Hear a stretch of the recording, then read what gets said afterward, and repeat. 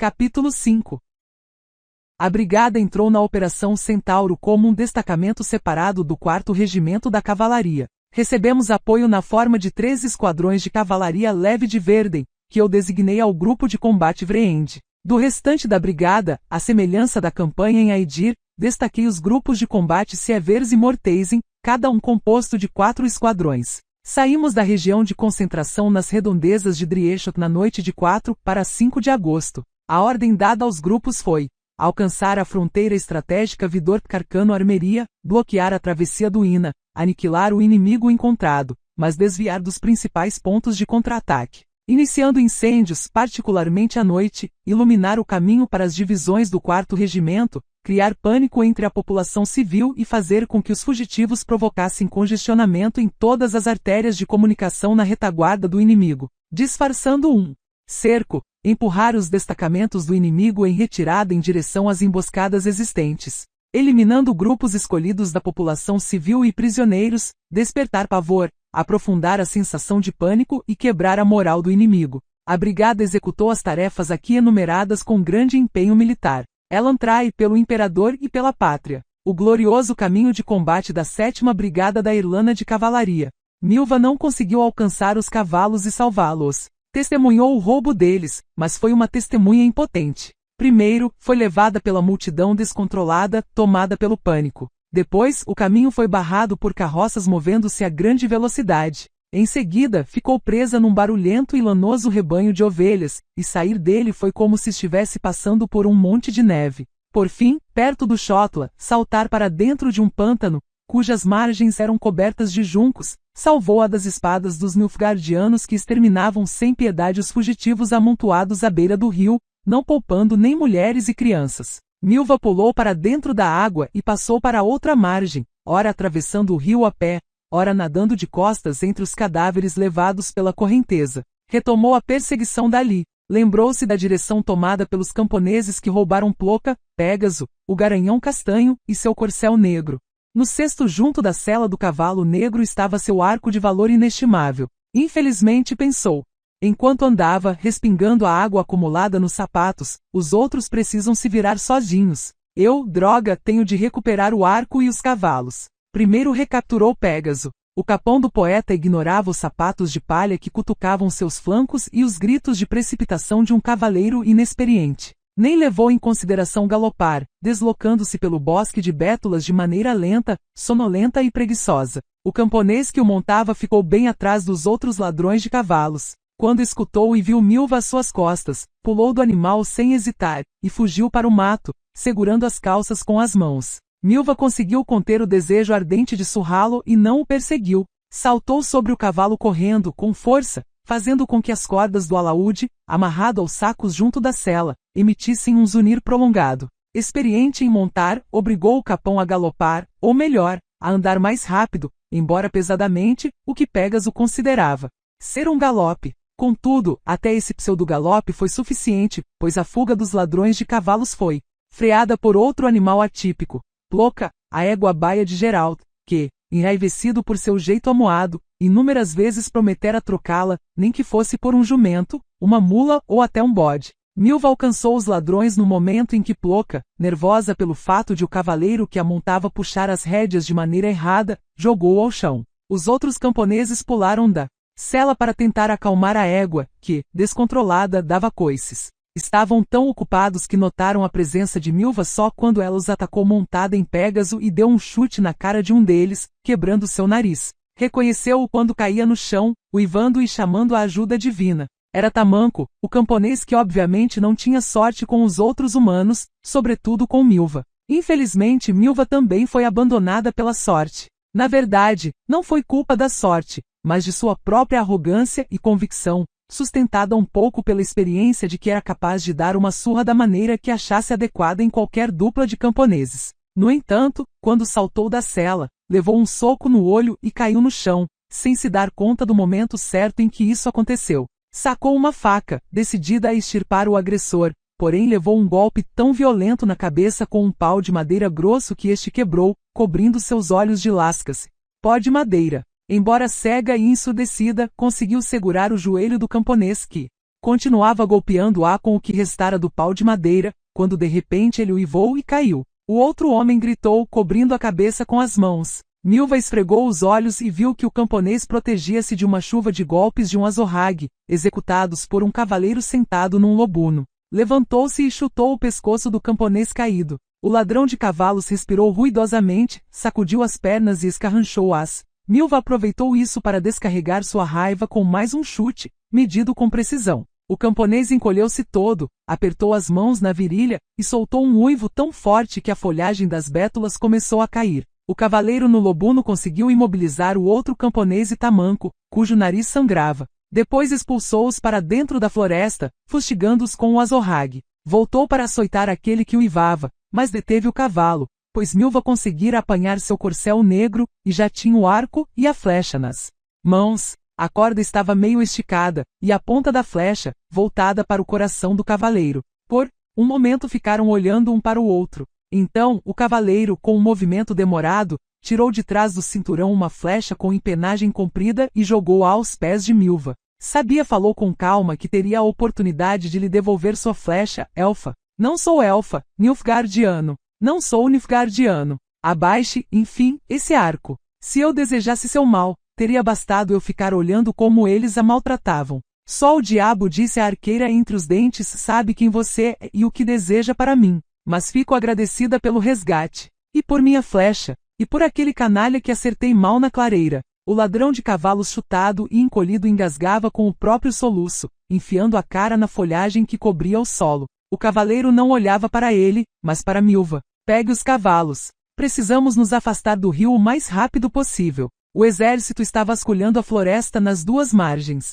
Precisamos? Milva franziu o senho e abaixou o arco. Juntos? E desde quando somos parceiros? Ou companheiros? Eu lhe explicarei. O cavaleiro virou o cavalo e segurou as rédeas se você me der tempo. Mas o problema é que não tenho tempo. O bruxo e os outros, eu sei. Mas não os salvaremos se eles deixarem se prender ou matar. Apanhe os cavalos e vamos fugir para dentro da floresta. Depressa. Chama-se Cair, lembrou-se Milva, olhando para o estranho companheiro, com quem estava sentada no tronco de uma árvore caída. Um estranho Nilfgaardiano que afirma não ser Nilfgaardiano. Cair. Achamos que o tivessem matado, falou ela, baixinho. O cavalo castanho apareceu sem o cavaleiro. Tive uma pequena aventura, respondeu o cavaleiro de maneira seca. Com 3 bandidos peludos como lobisomens. Saíram de uma emboscada e pularam em cima de mim. O cavalo fugiu. Os bandidos não conseguiram pegá-lo, pois estavam a pé. Até eu encontrar um novo corcel, fiquei muito atrás de vocês. Alcancei-os apenas hoje de manhã, perto do acampamento. Atravessei o rio e fiquei esperando nesta margem. Sabia que iam seguir em direção ao leste. Um dos cavalos escondidos no bosque de amieiros relinchou e bateu os cascos. Anoitecia. Os mosquitos zuniam nos ouvidos, sobrevoando-os com insistência. A floresta está em silêncio, disse Cair. Os exércitos foram embora. A batalha acabou. A carnificina, você quer dizer? Nossa, cavalaria, gaguejou ele, depois pigarreou. A cavalaria imperial atacou o acampamento, e nesse momento seu exército iniciou uma ofensiva desde o sul. Acho que eram temerianos. Se a batalha já acabou, então seria bom voltar para lá e procurar o bruxo, Jaskier e os demais. É melhor esperar até a noite. Assustador este lugar, falou Milva, baixinho, segurando o arco. Um lugar ermo e sombrio, de arrepiar. Parece calmo, mas ouvem-se ruídos no mato. O bruxo disse que os ghouls estão aproximando-se dos acampamentos, e os camponeses contaram histórias de um vampiro. Você não está sozinha, afirmou Cair, também com voz baixa. Estar sozinho dá mais medo. É verdade. A arqueira entendeu o que ele queria dizer. Você nos segue já por quase 2 semanas, completamente sozinho. Insiste em nos seguir e em sua volta você tem seus conterrâneos. Embora diga que não é Nilfgaardiano, são os seus. Que o diabo me carregue se eu entendo. Em vez de voltar para os seus, você persegue o bruxo. Por quê? É uma longa história. Quando o alto Soyatael debruçou-se sobre ele, Struiken, sentado com as mãos atadas a um pau colocado embaixo dos joelhos dobrados, cerrou os olhos de medo. Diziam que não existiam elfos feios, que todos eram igualmente belos, que nasciam assim. Talvez o lendário líder dos esquilos também tivesse nascido belo, mas agora, com uma cicatriz repugnante cortando-lhe transversalmente o rosto, e deformando-lhe a testa, a sobrancelha, o nariz e a bochecha, não sobrava nada da característica beleza élfica. O elfo sentou-se num tronco ao lado Struiken.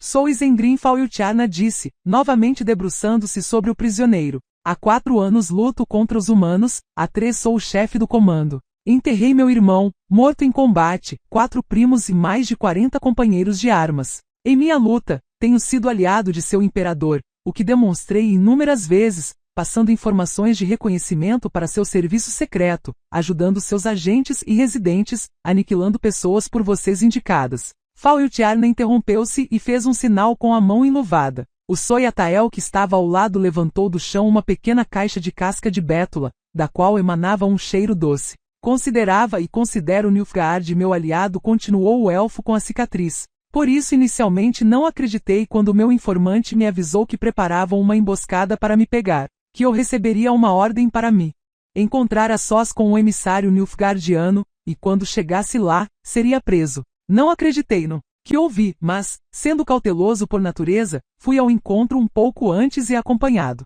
Como foi grande meu espanto quando no lugar do encontro, em vez do emissário, esperavam-me 6 bandidos munidos de uma rede de pescar, cordas, um capuz de couro com mordaça e uma camisa com cintos e fivelas. Diria que era o equipamento comumente usado por seu serviço secreto durante os sequestros. O serviço secreto nilfgaardiano queria me pegar vivo e levar para algum lugar, amordaçado, amarrado numa camisa de força. Diria que era um assunto misterioso, que precisava de esclarecimentos. Estou contente por termos conseguido apanhar pelo menos um dos bandidos que estavam lá de tocaia para me pegar, sem dúvida o comandante, que poderá me dar algumas explicações. Struiken cerrou os dentes e virou a cabeça para não olhar para o rosto deformado do elfo. Preferia olhar para a caixinha de casca de bétula, ao lado da qual zumbiam 2 vespas. Então agora, senhor sequestrador, continuou Faultiarna, enxugando o pescoço suado. Com um lenço vamos conversar. Para facilitar o diálogo, esclarecerei alguns detalhes. Nesta caixinha há xarope de bordo. Se nossa conversa não fluir num clima de entendimento mútuo e de profunda sinceridade, esfregarei esse xarope em abundância em sua cabeça, com especial atenção aos olhos e aos ouvidos. Depois o colocaremos num formigueiro, esse aí, veja, percorrido por insetos simpáticos e trabalhadores. Só queria acrescentar que o método funcionou muito bem no caso de alguns Dhon e Angivari que apresentaram, diante de mim, teimosia e falta de sinceridade. Pertenço ao serviço imperial, gritou o espião, empalidecendo cada vez mais. Sou oficial do serviço secreto imperial, subordinado do Sr. Vatier de Hidialx, Visconde de Eidon. Chamo-me Jan Struiken. Protesto, por um fatal acaso interrompeu o elfo. Essas formigas, ávidas por xarope de bordo, nunca ouviram falar do Senhor de Hidialx. Vamos começar. Não vou perguntar quem deu a ordem de me sequestrar, porque isso está claro. Então, minha primeira pergunta é, para onde iam me levar?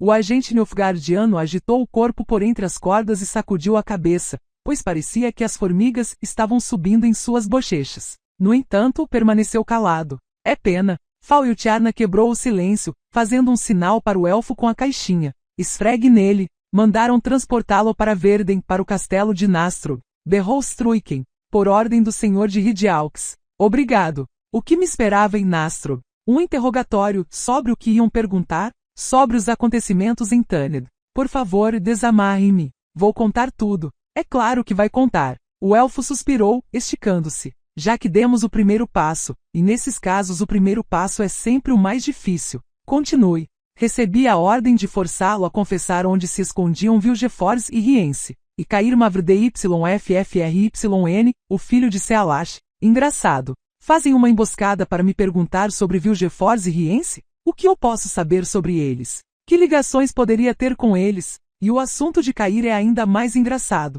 Enfim, eu o mandei para vocês do jeito que pediram. Amarrado. Será que a encomenda não chegou? O destacamento enviado para o lugar de encontro foi dizimado. Cair não estava entre os mortos, e o Sr. Vatier de Hidialx ficou desconfiado, e em vez de mandar mais um emissário ao comando e pedir esclarecimentos, fez uma emboscada para me pegar? Ordenou que me levassem para Nastrog e me inquirissem sobre os acontecimentos em Tanned? O agente permaneceu calado. Não entendeu? O elfo inclinou sobre ele o rosto horripilante. Isso foi uma pergunta. Afinal, o que está acontecendo? Não sei. Juro que não sei. Faultiarna fez um sinal com a mão. Struiken berrava, agitava-se, jurava pelo Sol grandioso, afirmava que não sabia, chorava, sacudia a cabeça e cuspia o xarope, cuja camada espessa cobria seu rosto. Só depois de ser levado em direção ao formigueiro por 4 Soyatael decidiu falar, embora as consequências pudessem ser mais graves do que as formigas.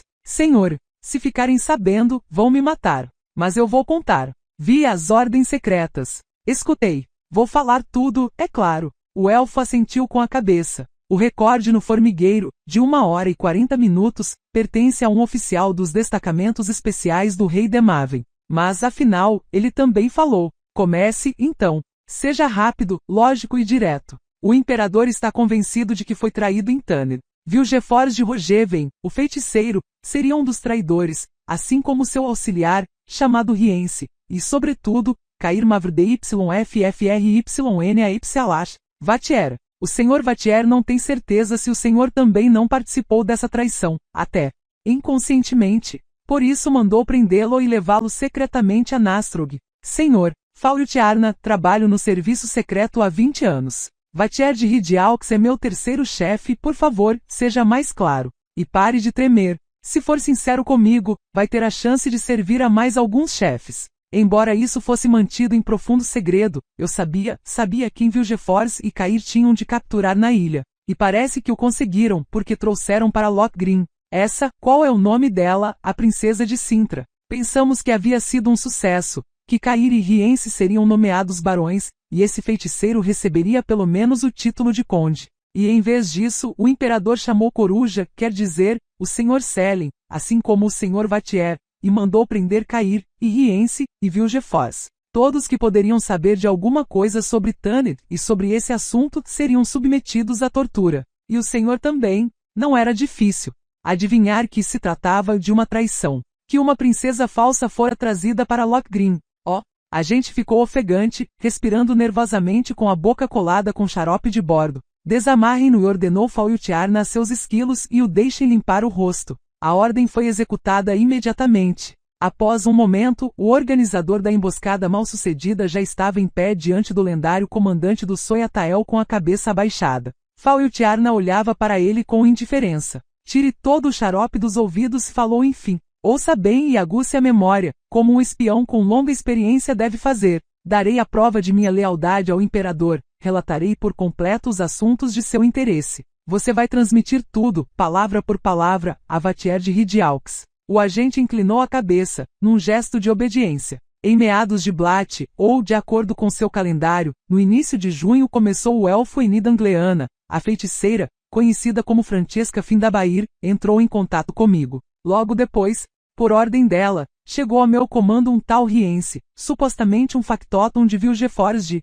Rogeven, também feiticeiro. Foi elaborado um plano de ação, mantido em absoluto segredo, com o objetivo de eliminar certo número de feiticeiros durante o congresso na ilha de Tanner. Apresentaram-me o plano como uma ação que tinha o total apoio do imperador Enlir, de Vatier de Ridiaux e de Stefan Selin. Caso contrário, não concordaria em cooperar com os Deagawen, feiticeiros ou não, pois já vira demasiadas provocações em minha vida. O envolvimento do Império nesse assunto foi confirmado pela chegada à península de Bremervoord de um barco que trazia Cair, o filho de Sealash, munido de procurações e ordens especiais. De acordo com essas ordens, destaquei do comando um grupo especial, subordinado exclusivamente a Cair. Sabia que o grupo tinha a missão de capturar e levar da ilha certa pessoa. Fomos até Tanner no barco em que Cair chegara. Rience tinha amuletos com a ajuda dos quais encobriu o barco com uma neblina mágica. Navegamos por cavernas ao pé da ilha, e então, passamos para os subterrâneos de Garsta.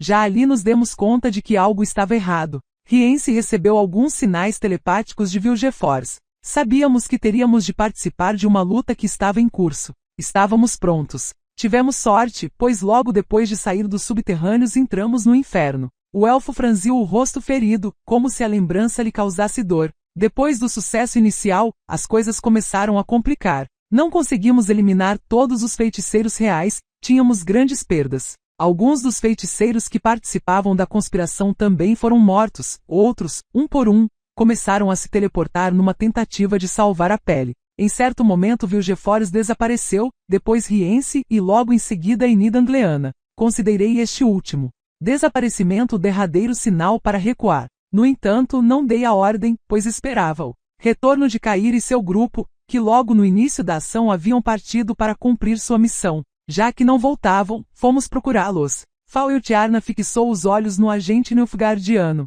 Do grupo não sobreviveu ninguém, todos foram assassinados de maneira bestial. Achamos Cair nas escadas que levavam a Tor Lara, a torre que havia explodido durante a luta e desmoronado em ruínas. Estava ferido e inconsciente. Era óbvio que não tinha cumprido a missão que lhe fora dada. Não se via por perto nenhum rastro do objeto dessa missão, e os homens do rei já estavam chegando de baixo, vindo de Aretusa e Loxia. Sabia que Cair não podia, de forma alguma, cair em suas mãos, porque seria uma prova da participação de Nilfgaard na ação. Nós o retiramos de lá e fugimos para os subterrâneos, para a caverna. Embarcamos e partimos. Sobraram 12 do comando, quase todos feridos. O vento era favorável. Descemos a oeste de Irundum e nos escondemos nas florestas. Cair tentava rasgar as ataduras, gritava algo sobre uma moça de olhos verdes, sobre a Leoazinha de Sintra, sobre um bruxo que trucidara seu grupo, sobre a torre da gaivota e sobre um feiticeiro que voava feito um pássaro.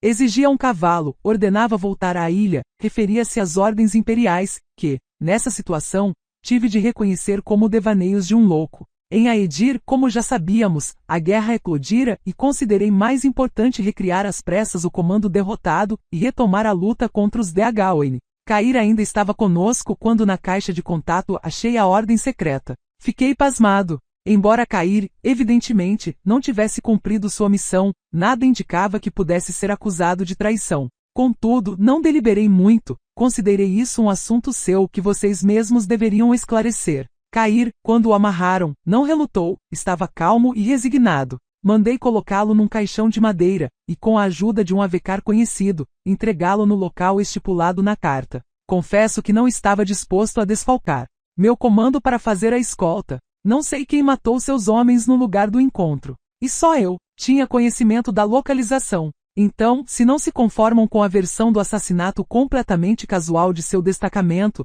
procurem o traidor entre vocês, pois, além de mim, apenas vocês conheciam a data e o local. Faltiarna levantou-se. É tudo. Todas as informações que acabo de lhe dar são verdadeiras. Não falaria mais no calabouço de Nastro. As mentiras e fabulações com as quais, talvez, eu tentasse agradar ao investigador e aos algozes os prejudicariam mais do que ajudariam. Não sei de mais nada, particularmente não faço ideia do local onde possam estar Vilgefortz e Riense, tampouco sei se vocês têm motivos para suspeitar de que são traidores. Declaro também, enfaticamente, que não estou em posse de informações acerca da princesa de Sintra, nem a verdadeira, nem a falsa. Falei tudo o que era de meu conhecimento. Espero que o senhor de Ridialx e Stefan Selin não queiram montar emboscadas para me apanhar. Há muito tempo os Dagaoin tentam me capturar ou matar, por isso adquiri o hábito de exterminar impiedosamente todos os que preparam ciladas. No futuro, também não procurarei saber se os emboscadores não são, por acaso, agentes de Vatier ou Selin.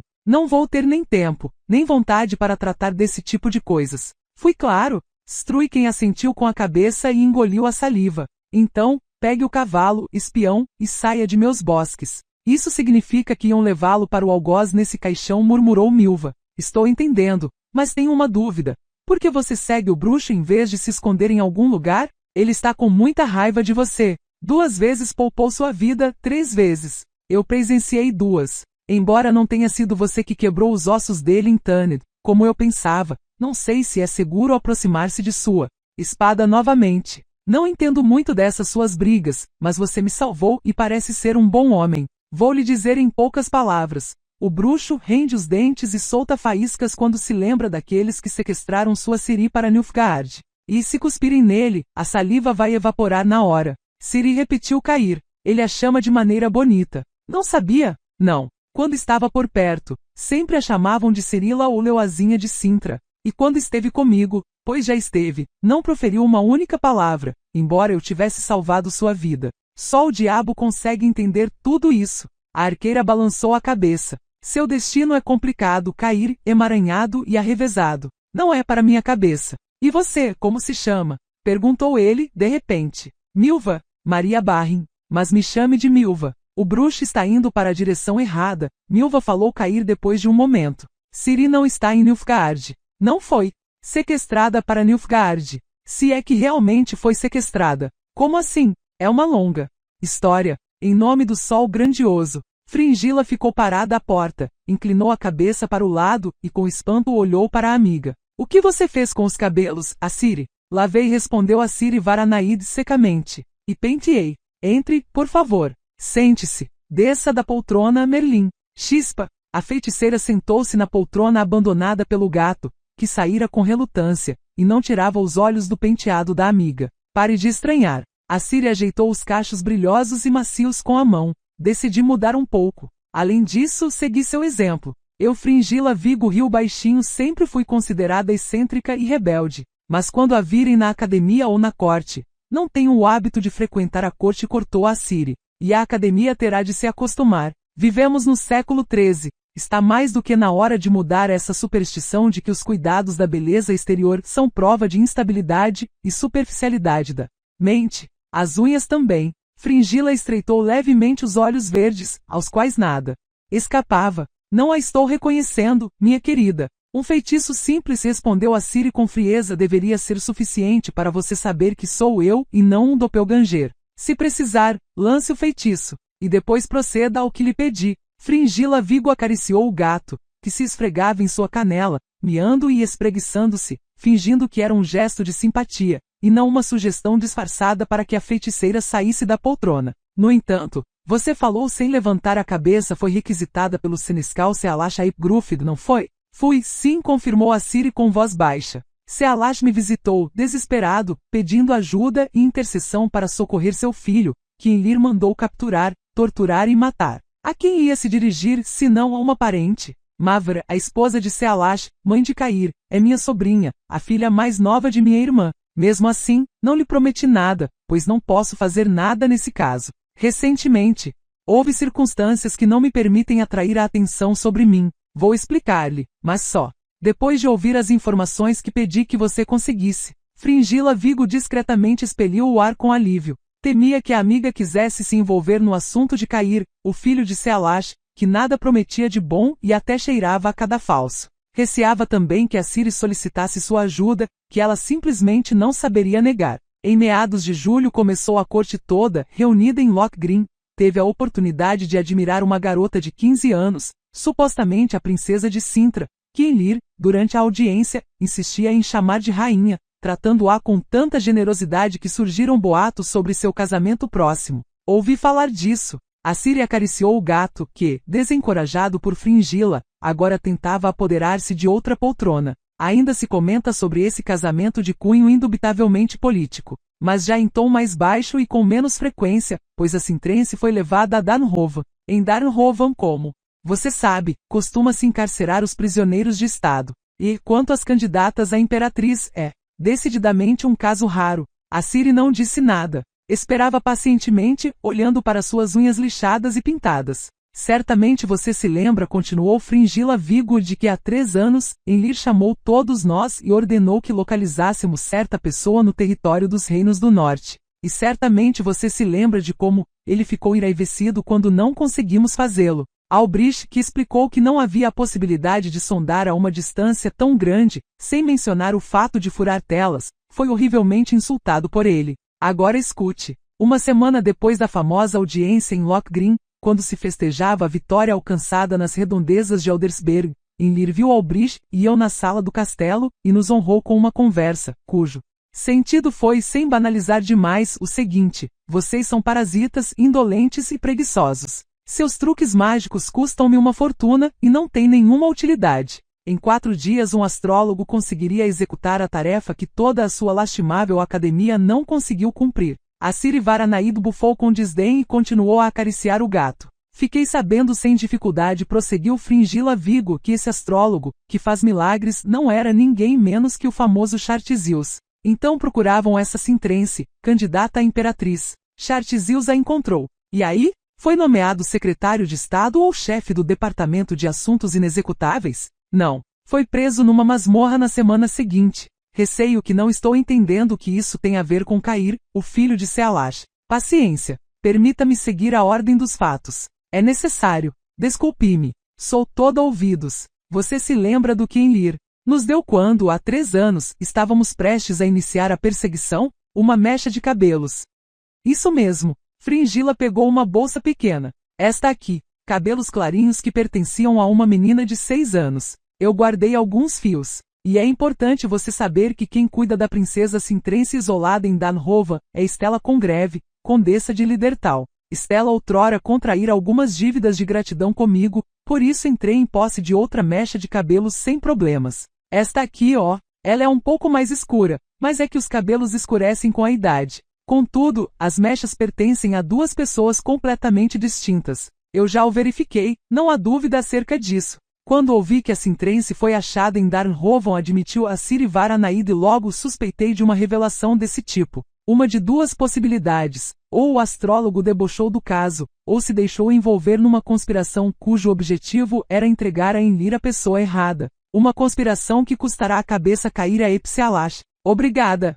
Fringila. Tudo está claro. Nem tudo. A feiticeira balançou a cabecinha negra. Primeiro não. Foi Chartzius que achou a Sintrense e a trouxe para Lothgrim. O astrólogo começou a se dedicar aos horóscopos e à astromancia depois de Enlir ter se dado conta de que lhe haviam trazido uma princesa falsa. Foi quando teve início a intensa busca da verdadeira. E o velho Truon foi preso na masmorra por ter cometido um erro básico na arte da feitiçaria ou talvez por fraude, pois determinou, como consegui saber, a localização da pessoa procurada a um raio de 100 milhas. E esse local era um deserto, um sertão em algum lugar atrás do maciço de Tirtoshair, depois das fontes de Velda. Stefan Selen, mandado para lá, achou no local apenas escorpiões e urubus. Não esperava mais desse Chartzius, porém isso não influirá no destino de Cair. Enlir é impetuoso, mas não condena ninguém à tortura ou à morte sem ter um motivo. Alguém, como você mesma falou, fez com que uma princesa falsa chegasse a Lothgrim no lugar da verdadeira. Alguém procurou uma sósia. Então houve uma conspiração, e Cair deixou-se envolver nela. Não exclua possibilidade de tê-lo feito inconscientemente, ou de ter sido usado. Se fosse assim, teria sido usado até o fim, teria entregado a sósia pessoalmente a Enlir. No entanto, Cair sumiu sem deixar nenhum vestígio. Por quê? Seu desaparecimento deve ter despertado suspeitas. Será que ele imaginava que Enlir se daria conta da fraude à primeira vista? Pois realmente conseguiu reconhecê-la. Sempre a reconheceria porque tinha, a mecha interrompeu a Ciri. A mecha dos cabelos de uma menina de 6 anos. Fringila, Enlir não procura essa menina há 3 anos, mas há muito mais. Parece que Cair deixou-se envolver em algo pérfido, algo que começou quando ele ainda cavalgava num pau que imitava um cavalo. Deixe essas mechas de cabelo comigo. Gostaria de examiná-las com cuidado. Fringila Vigo lentamente moveu a cabeça e estreitou os olhos verdes. Deixarei sim, mas seja cautelosa, Ciri. Não se meta em assuntos pérfidos, pois isso pode atrair a atenção sobre você, e no início de nossa conversa você mencionou que algo a impede a isso, e prometeu revelar os motivos. A Ciri Varanaid levantou-se, aproximou-se da janela, olhou, brilhando à luz do sol que se punha, para os telhados e torres de Nilfgaard, a capital do Império, chamada Cidade das Torres Douradas. Você falou uma vez e eu lembrei, disse, sem se virar, que a magia não deveria ser separada por nenhum tipo de fronteira. Que o bem da magia deveria ser um bem maior, acima de todo tipo de divisões. Que era preciso instaurar uma espécie de organização secreta. Algo como um convento ou uma loja. Estou pronta. Fringila Vigo, feiticeira de Nilfgaard, interrompeu o curto silêncio. Estou decidida e pronta para aderir. Agradeço a confiança e a distinção. Quando e onde terá lugar o encontro dessa loja, minha amiga cheia de segredos e mistérios? A Ciri Varanaid, feiticeira de Nilfgaard, virou-se. Em seus lábios apareceu uma sombra de sorriso. Logo disse, já lhe explico tudo, mas antes, para que eu não esqueça, Fringila, me passe o endereço de sua costureira. Nem um único sinal de fogo, sussurrou Milva, olhando para a margem escura do outro lado do rio que reluzia no luar. Acho que não há uma alma viva lá. No acampamento havia por volta de 200 fugitivos. Nenhum deles salvou o pescoço. Se os imperiais ganharam, então levaram todos para o cativeiro, respondeu Cair com voz baixa. Se os seus ganharam, então os levaram com eles. Aproximaram-se mais da margem e dos juncos que cobriam o pântano. Milva pisou em algo e pulou para trás, abafando um grito ao ver uma mão endurecida, coberta de sanguessugas, emergir da lama. É só um cadáver, murmurou Cair, segurando seu braço. Um dos nossos. Um da Erlano.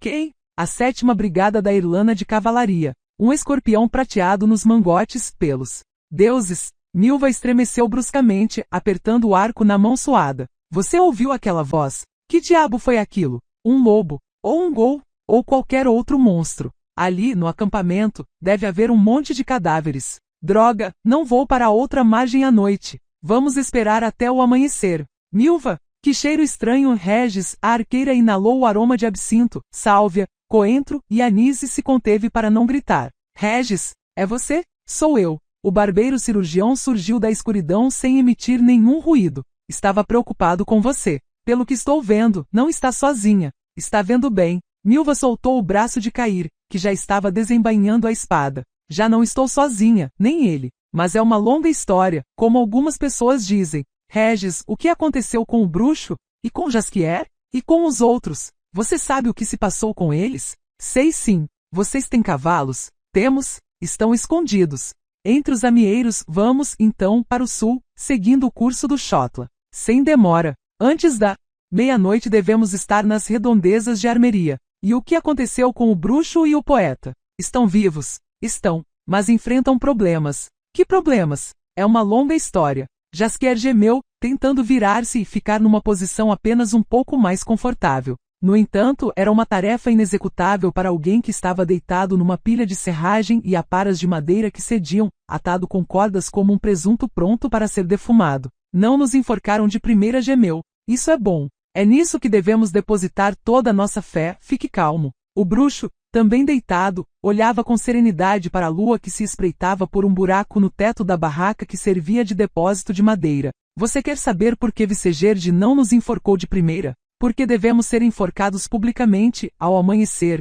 quando todo o corpo militar se reunir para partir. Para fins de propaganda. Jaskier ficou calado. Geraldo ouviu suspirar, preocupado. Você ainda tem chance de se safar, falou para tranquilizá-lo. Vicegerde, no meu caso, quer simplesmente tirar uma desforra pessoal, mas não tem nada contra você. O conde, seu conhecido, vai tirá-lo da prisão, você vai ver. Merda, respondeu o bardo com calma e equilíbrio, para espanto do bruxo. Merda, merda, merda. Não me trate como criança. Primeiro, para fins de propaganda, 2 enforcados são melhores do que 1. Segundo, não se deixa viva a testemunha de uma desforra pessoal. Não, irmão, vamos pender juntos. Pare, Jaskier. Fique quieto e pense em algum estratagema. Que estratagema, droga? Qualquer um. A tagarelice do poeta incomodava o bruxo, dificultando seu raciocínio, que era intenso. Esperava que a qualquer momento entrassem os agentes do serviço secreto temeriano, que, sem dúvida, faziam parte do corpo militar comandado por Vicegerde. O serviço secreto certamente queria inquiri-lo acerca de vários detalhes relacionados com os acontecimentos em Garstan, na ilha de Taned. Geralt não conhecia quase nenhum detalhe, mas sabia que, antes que os agentes acreditassem nisso, ele já estaria muito, muito doente. Depositava toda a sua esperança na possibilidade de Vicegerde, cego pelo desejo de vingança, não tê-los informado sobre sua captura. O serviço secreto talvez quisesse tirar os presos das garras do marechal enfurecido para levá-los ao quartel-general, ou, mais precisamente, para levar ao quartel-general aquilo que sobraria dos prisioneiros depois dos primeiros inquéritos. Entretanto, o poeta pensou num estratagema. Geralt, vamos fingir que temos informações sobre algo importante e que somos espiões de verdade, ou algo do tipo. Aí então, poupe-me, Jaskier. Podemos também tentar subornar os guardas. Tenho um dinheiro escondido, dobrões costurados na sola do sapato. Para os momentos difíceis. Vamos chamar os guardas e eles vão tirar tudo de você e ainda lhe dar uma surra. O poeta resmungou, desconsolado, e ficou calado. Ouviram gritos vindos do acampamento, a batida dos cascos dos cavalos, e pior, sentiram o cheiro da sopa militar de ervilha forrageira. Nesse momento, Geralt trocaria todos os esturjões e trufas do mundo por uma tigela da sopa. Os guardas parados na frente da barraca conversavam preguiçosamente, gargalhavam, e de vez em quando pigarreavam longamente e cuspiam. Eram soldados profissionais, o que se podia perceber pela habilidade impressionante de se comunicar com frases compostas exclusivamente de pronomes e palavrões repugnantes. Geralt, o quê? Fico me perguntando o que aconteceu com Milva e com Zoltan Percival Regis. Você não os viu? Não. Não descarto a possibilidade de eles terem sido assassinados durante o embate ou esmagados pelos cavalos. Lá, no acampamento, havia um monte de cadáveres. Não acredito, declarou Jaskier com firmeza e esperança.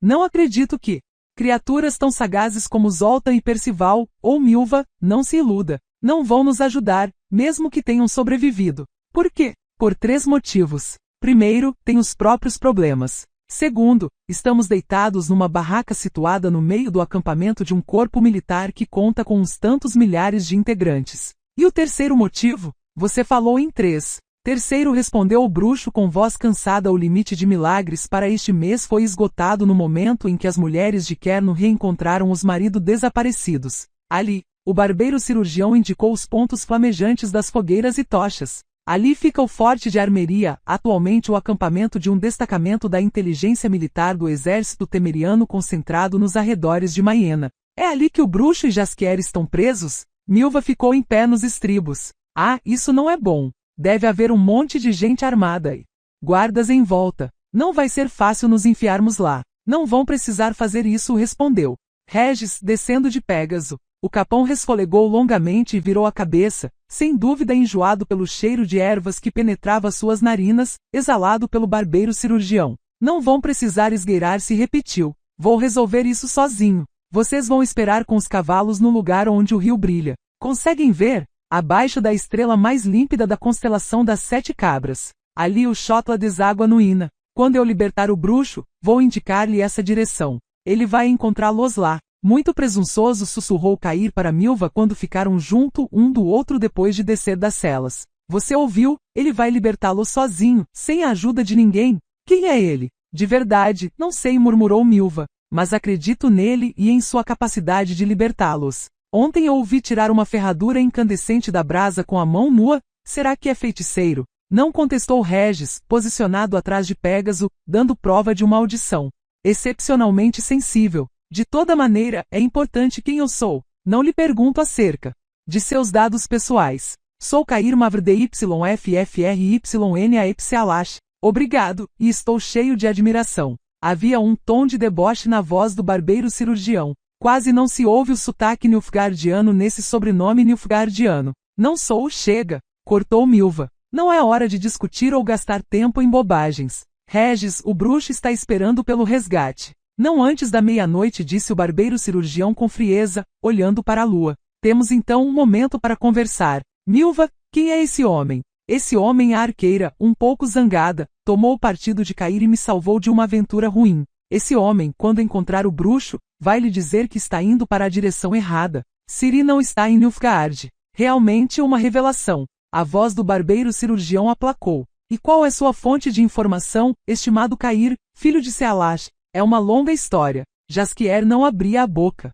Havia muito tempo quando um dos soldados que os vigiavam interrompeu a conversa no meio de um palavrão e o outro respirou ruidosamente ou gemeu. Geralt sabia que havia 3, portanto aguçou os ouvidos, mas o terceiro soldado não emitiu nenhum pio. O bruxo esperou, segurando a respiração, mas o que escutou depois de um momento não foi o chiar da porta da barraca, aberta por algum salvador. Ao contrário, escutou um ronco harmonioso, baixo e polífono. Os guardas simplesmente dormiram durante o serviço. Suspirou, xingou sem emitir um ruído sequer e já ia voltar a mergulhar em seus pensamentos sobre Yennefer quando o medalhão em seu pescoço tremeu com força, e o cheiro de absinto, manjericão, coentro, sálvia, anis e só o diabo sabe o que mais penetrou suas narinas. Regis! Sussurrou com espanto, tentando, sem êxito, levantar a cabeça das aparas de madeira. Regis! Exclamou Jaskier, baixinho, mexendo-se e farfalhando. Ninguém mais fede assim. Onde ele está? Não o vejo. Silêncio.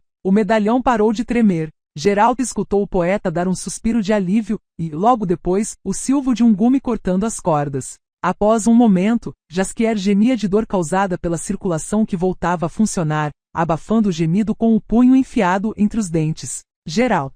O vulto difuso, trêmulo do barbeiro cirurgião surgiu a seu lado num instante, entregando-se à tarefa de cortar as cordas. Vocês vão ter de passar sozinhos pelos vigias do acampamento. Sigam para o leste, em direção à estrela mais nítida da constelação das 7 cabras. Direto para o Ina. Ali Milva espera por vocês com os cavalos. Ajude-me a levantar. O bruxo ficou em pé, primeiro em uma perna, depois na outra, mordendo o punho. A circulação de Jaskier já voltara ao normal. Geralt logo estava pronto também. Como?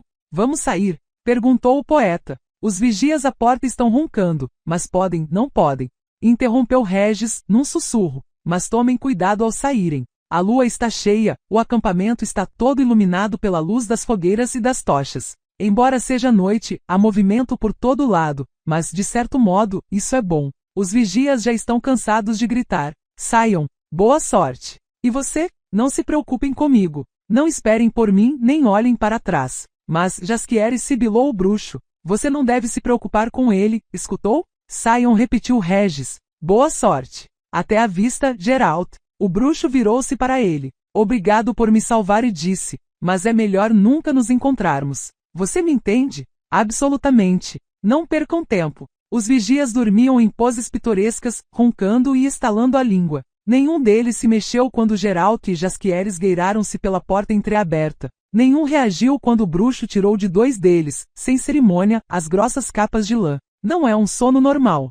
Sussurrou Jaskier. Claro que não. Geralt, escondido na escuridão e apoiado na parede da barraca, olhou em volta do arraial. Entendo. O poeta suspirou, aliviado. Regis é feiticeiro? Não, não é feiticeiro. Tirou uma ferradura da brasa. Fez os vigias dormirem, pare de falar e se concentre. Ainda não estamos livres. Envolva-se com a capa e vamos atravessar o acampamento. Se alguém nos parar, vamos fingir que somos soldados. Tudo bem. Qualquer coisa, eu vou falar, vamos fingir que somos soldados burros. Vamos! Cortaram o arraial, afastando-se dos soldados concentrados junto das fogueiras e flamejantes vasilhas com alcatrão. Havia homens passeando por ali, então 2 a mais não chamavam a atenção. Não levantaram suspeitas, ninguém gritou nada para eles, nem os parou. Chegaram à paliçada rapidamente e sem problemas. Tudo estava indo tão bem que parecia demasiado fácil. Geralt ficou inquieto, pois instintivamente pressentia o perigo, e esse sentimento, à medida que se afastavam do centro do acampamento, crescia, em vez de diminuir.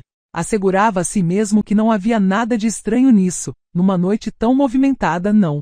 Chamariam a atenção. O único perigo era o alarme caso alguém notasse os guardas adormecidos encostados na porta da barraca. Agora, porém, aproximavam-se do perímetro, onde as sentinelas tinham de permanecer em alerta em seus postos, e o fato de eles seguirem naquela direção talvez despertasse suspeita. O bruxo lembrou-se da praga de deserções que se alastrava pelo corpo militar comandado por Vicegerde, e estava certo de que as sentinelas haviam recebido a ordem de ficarem atentas àqueles que saíam do acampamento. O luar iluminava o caminho o suficiente para que Jaskier não precisasse tatear no escuro, e nessa luz o bruxo enxergava tão bem quanto de dia. Graças a isso, conseguiram desviar de 2 sentinelas e esperar, escondidos no mato, uma patrulha a cavalo passar. À sua frente havia um bosque de amieiros que parecia estar situado fora do anel dos postos de sentinelas. Tudo estava indo bem, demasiado bem. O que os perdeu foi a falta de conhecimento dos costumes militares. O baixo e sombrio bosque de amieiros os atraía, pois parecia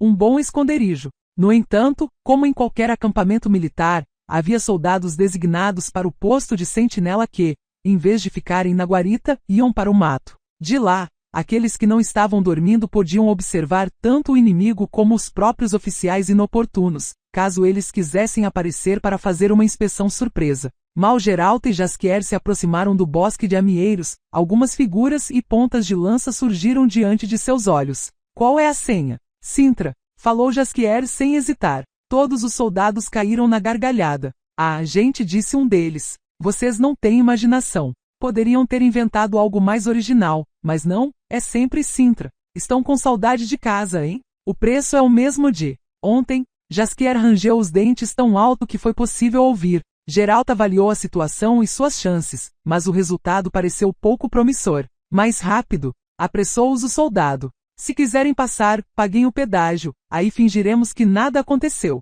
Mais rápido, daqui a pouco pode vir uma patrulha. Espere, o poeta mudou o sotaque. Deixem que eu me sente para tirar os sapatos porque neles tenho. Não deu tempo de ele falar mais nada. 4 soldados derrubaram-no no chão, 2 dos quais seguraram, cada um, uma de suas pernas entre as deles e tiraram os sapatos de Jaskier. Aquele que perguntou pela senha arrancou o forro de dentro da gáspia. Algo caiu tinindo. Ouro, berrou o comandante. Descalcem o outro, e chamem a patrulha. Contudo, não havia ninguém que pudesse chamar a patrulha nem descalçar o bruxo, pois uma parte das sentinelas estava de joelhos no chão à procura dos dobrões espalhados por entre as folhas e a outra brigava pelo outro sapato de Jaskier. É agora ou nunca, pensou Geralt.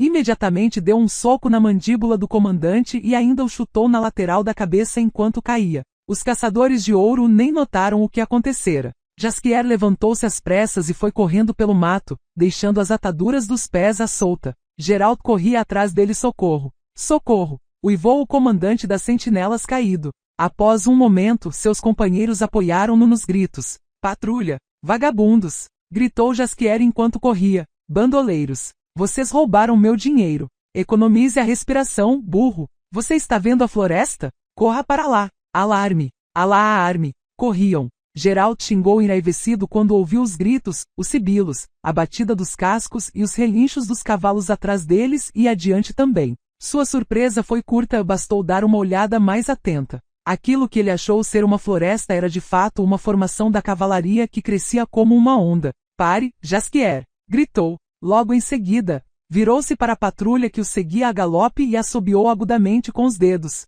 Nilfgaard! Berrou com toda a força que tinha nos pulmões. Nilfgaard está vindo. Para o acampamento. Voltem para o acampamento, burros. Deem o alarme. Nilfgaard! O cavaleiro que liderava a patrulha que os perseguia deteve o cavalo, olhou para a direção apontada, gritou com pavor e tentou recuar. Geralt, porém, chegou à conclusão de que já fizera o suficiente para os leões cintrenses e lírios temerianos. Saltou sobre o soldado e, com uma manobra hábil, tirou-o da sela. Pule, Jaskier, e segure-se. Não precisou repetir 2 vezes para o poeta fazê-lo. O cavalo arriou um pouco sob o peso de um cavaleiro a mais, mas logo se jogou num galope desenfreado, fincado com 2 pares de calcanhares. A massa de nilfgaardianos que se aproximava constituía um perigo muito maior que Vicegerde e seu corpo militar. O poeta e o bruxo galopavam então, ao longo do anel de postos de sentinelas do acampamento, tentando fugir da linha do embate das 2 forças que podia irromper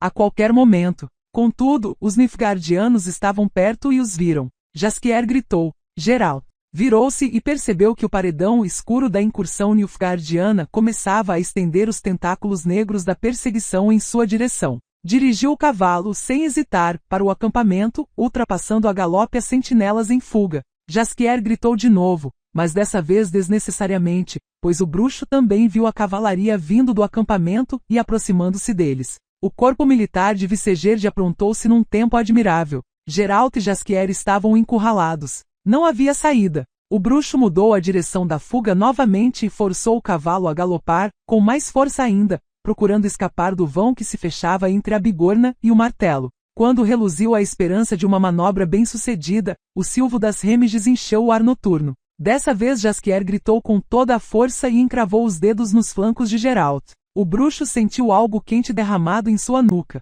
Segure-se! Pegou o poeta pelo cotovelo e o puxou com força para perto de suas costas. Segure-se, Jaskier! Eles me mataram! Uivou o poeta relativamente alto para um morto. Estou sangrando! Estou morrendo! Segure-se! A chuva de flechas e setas que cobriu as 2 forças e que se tornou quase fatal para Jaskier foi, ao mesmo tempo, sua salvação. Os exércitos atingidos entraram num turbilhão e perderam o ímpeto. O vão que parecia se fechar permaneceu aberto por tempo suficiente para que o cavalo ofegante retirasse os 2 cavaleiros da cilada. Geralt forçou o corcel impiedosamente a continuar o galope, pois, embora avistasse o vulto de uma floresta na qual poderiam se salvar, atrás deles ainda ressoava a batida dos cascos. O cavalo gemeu, tropeçou, mas não parou de correr, e talvez conseguissem escapar. Jaskier, porém, gemeu de repente e deslizou da garupa de forma brusca, fazendo o bruxo escorregar também. Geralt esticou as rédeas instintivamente, o cavalo empinou, e os 2 desabaram no chão entre arbustos de baixa altura.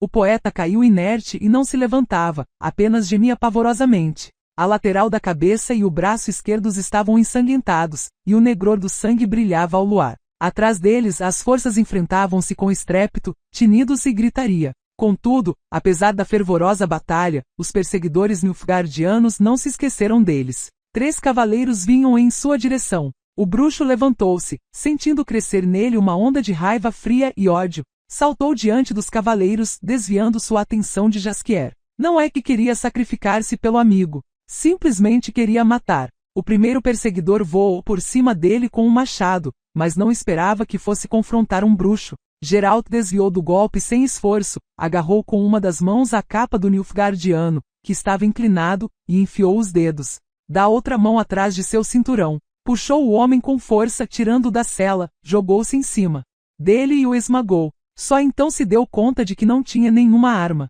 Pegou o cavaleiro pela garganta, mas não conseguia asfixiá-lo, por causa da gorjeira de ferro. O Nilfgaardiano conseguiu livrar seu braço e bateu no bruxo com a manopla, cortando-lhe a bochecha. Geralt esmagou-o com todo o corpo, apalpou o cinturão, encontrou um punhal e arrancou-o da bainha. O cavaleiro percebeu o movimento e soltou um uivo. O bruxo empurrou o braço com o símbolo do escorpião prateado no mangote que continuava a bater nele, e levantou o punhal para executar o golpe. O Nilfgaardiano crocitou. O bruxo enfiou o punhal em sua boca aberta, até o cabo. Quando se levantou, viu cavalos sem cavaleiros, cadáveres e uma pequena formação afastando-se em direção à batalha. Os sintrenses do acampamento haviam aniquilado os outros perseguidores nilfgaardianos, e na escuridão, não viram o poeta entre os arbustos, nem os que lutavam no chão. Jaskier, onde? Você foi atingido? Onde está a flecha? Na cabeça? Enfiada na cabeça, não fale besteiras. Droga, você teve sorte. Só passou de raspão, estou sangrando. Geralt tirou o gibão e rasgou a manga da camisa. A ponta da flecha passara de raspão pela orelha de Jaskier, deixando um corte repugnante que chegava até a têmpora. O poeta encostava toda hora as mãos trêmulas na ferida, e, em seguida, ficava olhando para o sangue que manchava com abundância suas mãos e mangas. Seus olhos estavam nebulosos. O bruxo entendeu que tinha diante de si um homem que pela primeira vez na vida estava ferido e com dor, que pela primeira vez na vida via o próprio sangue em tamanha quantidade. Levante-se, falou, amarrando improvisada e rapidamente a manga da camisa em volta da cabeça do trovador. Não foi nada, Jaskier, é só um raspão. Levante-se, precisamos fugir daqui. A batalha noturna no campo aberto fervia, o tinido de ferro, o relincho dos cavalos e os gritos tornavam-se cada vez mais intensos. Geralt pegou depressa 2 corcéis nilfgaardianos, mas só um foi necessário. Jaskier conseguiu se levantar, porém logo em seguida caiu.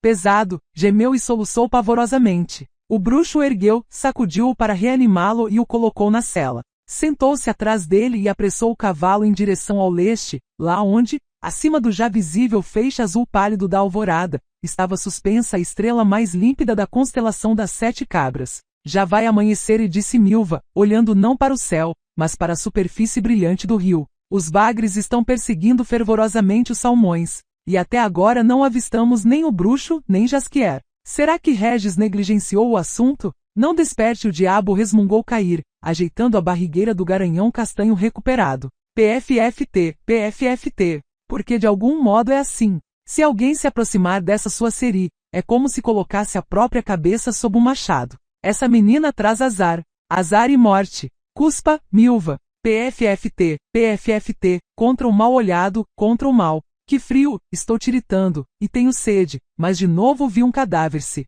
decompondo na beira do rio. BRRR, estou enjoada. Acho que vou vomitar o Peg. Cair. Passou-lhe o cantil. Beba, e sente-se perto de mim, vou aquecê-la. No baixio do rio, um bagre bateu num cardume de albornetes, que se desfez pela superfície feito uma chuva de granizo prateado. Um morcego ou um mocho atravessou o feixe do luar. Quem pode saber, murmurou Milva, pensativa, aconchegada nos braços de Cair, o que o amanhã vai trazer? Quem vai atravessar o rio e quem vai abraçar a terra? Vai ser o que tem de ser. Afaste esses pensamentos ruins. Você não tem medo? Tenho. E você? Estou enjoada. Ficaram calados por algum tempo. Conte-me, Cair, quando você encontrou essa tal Ciri? Pela primeira vez, há 3 anos, durante a batalha de Sintra. Tirei-a da cidade. Encontrei-a cercada pelo fogo. Passei pelo fogo, pelas chamas e pela fumaça, segurando-a nos braços. Ela estava também como uma chama. E aí? Não há como segurar uma chama nas mãos.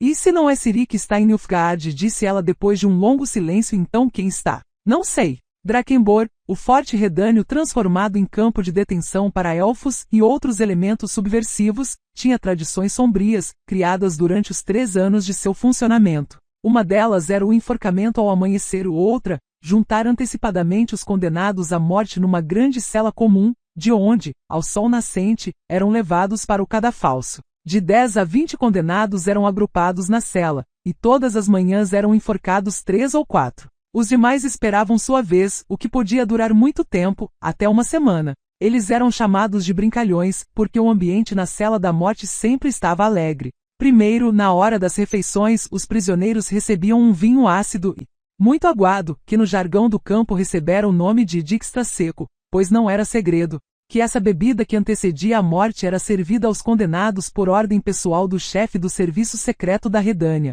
Segundo, ninguém da cela da morte era arrastado para ser inquirido na agourenta lavanderia subterrânea, e os guardas eram proibidos de torturar os prisioneiros. Naquela noite, a tradição também estava sendo cumprida. A alegria enchia a cela ocupada por 6 elfos, um meio-elfo, um metadilho, 2 humanos e um nilfgaardiano. O Dijkstra seco era derramado, de maneira solidária, num prato de lata, que os condenados sorviam sem a ajuda das mãos. Com isso, teriam maiores chances de ficar aturdidos com o vinho fraco. Apenas um dos elfos, um Soyatael do comando derrotado de Ovet, torturado severamente na lavanderia havia pouco, mantinha a calma e a seriedade, ocupado em arranhar na viga da parede a inscrição, liberdade ou morte. Havia centenas de dizeres parecidos nas vigas. Os outros condenados, também de acordo com a tradição, cantavam em uníssono o hino dos brincalhões, uma canção anônima composta em Drakengborn, cuja letra os prisioneiros nas barracas aprendiam ouvindo, à noite, os sons que chegavam da cela da morte, sabendo que um dia eles igualmente participariam do coro.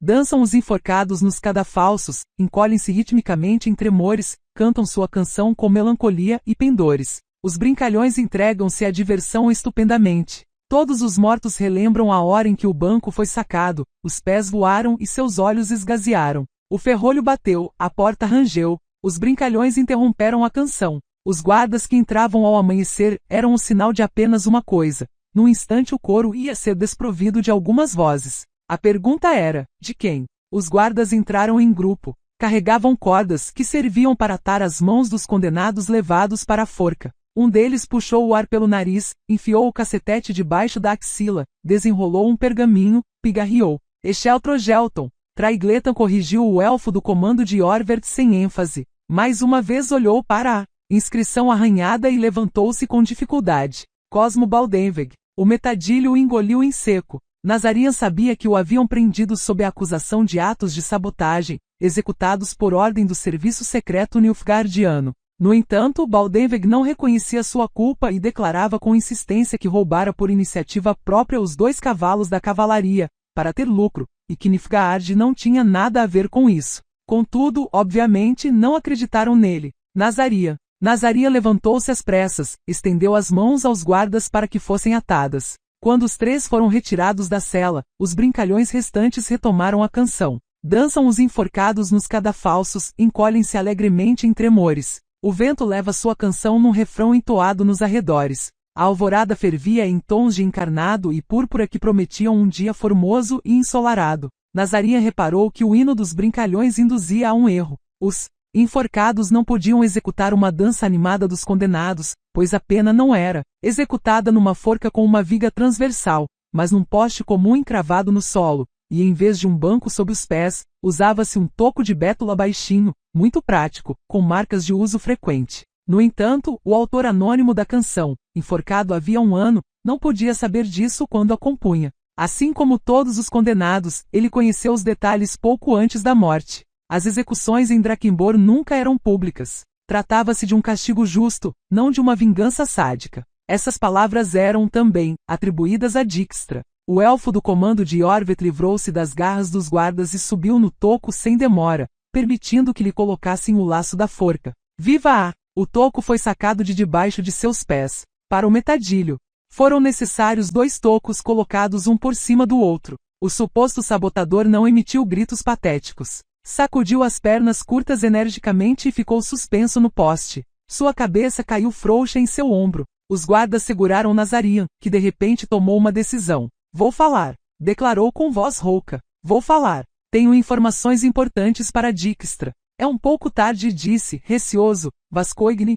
vice-comandante de assuntos políticos de Drakengborn, que assistia à execução. A forca desperta a imaginação em cada 2 condenados. Não estou inventando. Nazarian se sacudiu todo, agarrado pelos algozes. Tenho informações. Depois de quase 1 hora, Nazarian estava sentado numa cela solitária, e se deleitava com a beleza da vida. O mensageiro estava pronto, em pé junto do cavalo, e coçava a virilha com ânimo enquanto Vascoigne lia e verificava o relatório destinado a Dijkstra. Informo, humildemente, a vossa graça que o criminoso chamado Nazarian, condenado pelo assalto a um funcionário real, confessou o que segue.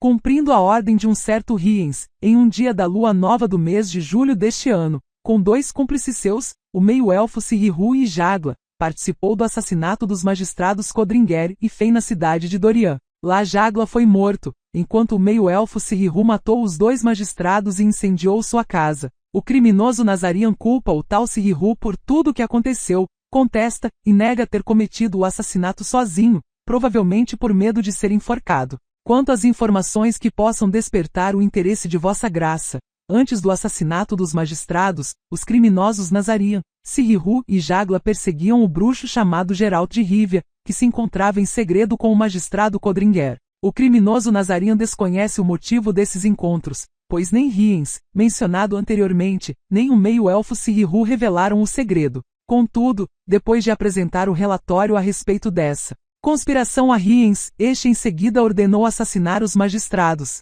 O criminoso Nazarian confessou também que seu cúmplice Sirihu roubou os documentos da casa dos magistrados, que logo os entregou a Riens em Carreiras, na taberna Raposa Astuta. Nazarian não tem conhecimento dos assuntos abordados por Riens e Sirihu, mas no dia seguinte o trio de bandidos foi até Bruges, e no 4º dia depois da lua nova sequestrou uma moça que vivia numa casa de tijolos vermelhos, com um par de tesouras de latão fixado à porta de entrada. Riens deixou a moça aturdida com uma bebida mágica, e foi então que os criminosos Sirihu e Nazarian levaram-na num tilbury às pressas para Verden, para a fortaleza de Nastro. E agora segue uma informação que eu sugiro ser seriamente considerada. Os criminosos entregaram a moça sequestrada ao comandante Nilfgaardiano da fortaleza, assegurando-lhe de que o nome da jovem era Cirila de Sintra. O comandante, de acordo com a confissão do criminoso Nazarian, ficou particularmente entusiasmado com tal notícia.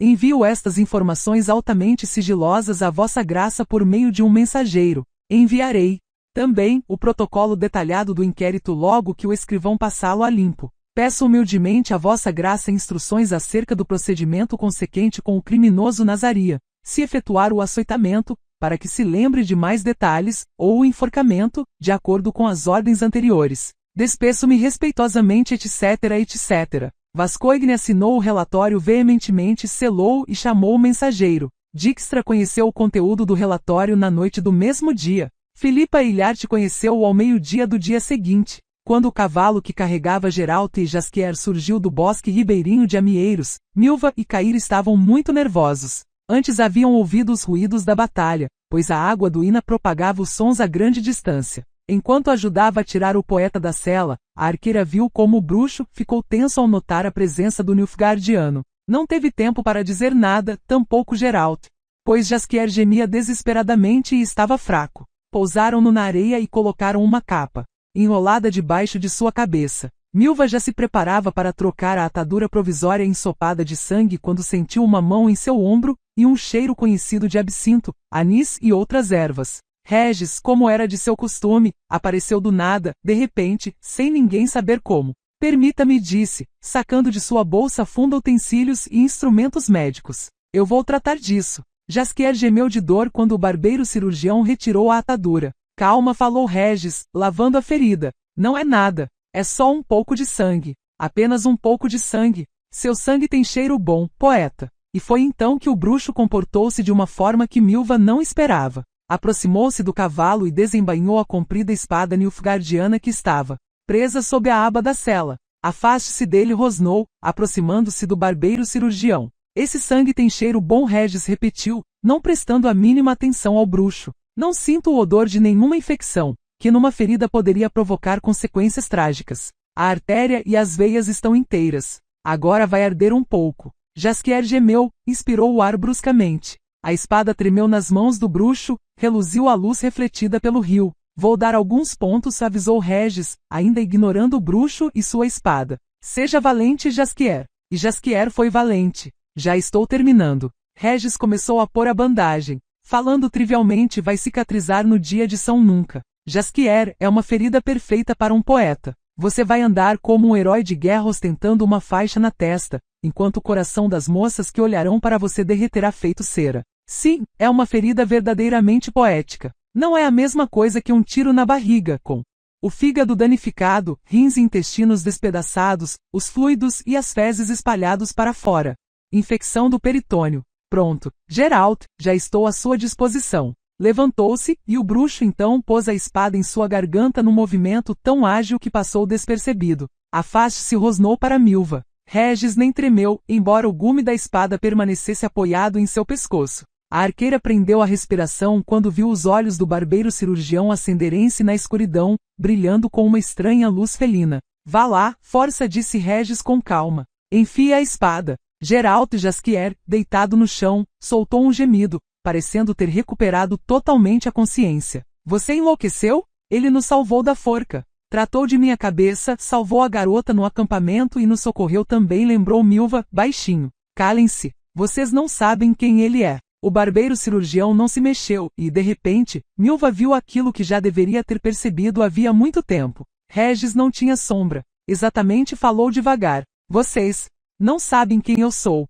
e está na hora de saberem. Meu nome é Emiel Regis Roelecter Zief Godefroy. Vivo neste mundo há 428 anos. Sou descendente dos náufragos, das infelizes criaturas presas entre vocês depois do cataclismo que chamam de conjunção das esferas. Sou considerado, falando delicadamente, um monstro. Aliás, um monstro sanguinário. E agora caí nas mãos de um bruxo cuja profissão é eliminar criaturas como eu. É tudo. E chega. Geralt abaixou a espada. Já é demais. Suma daqui, Emiel Regis não sei de quê. Saia daqui. É incrível, debochou Regis. Vai me deixar ir? Eu, que sou uma ameaça para os humanos. Um bruxo deveria usar todas as ocasiões possíveis para eliminar ameaças como esta. Caia fora. Afaste-se já. Para que terras longínquas devo me afastar? Perguntou Regis devagar. Enfim, você é um bruxo. Sabe de minha existência. Quando achar a solução para seu problema, quando resolver aquilo que precisa resolver, certamente voltará para estes lados. Você sabe onde eu moro.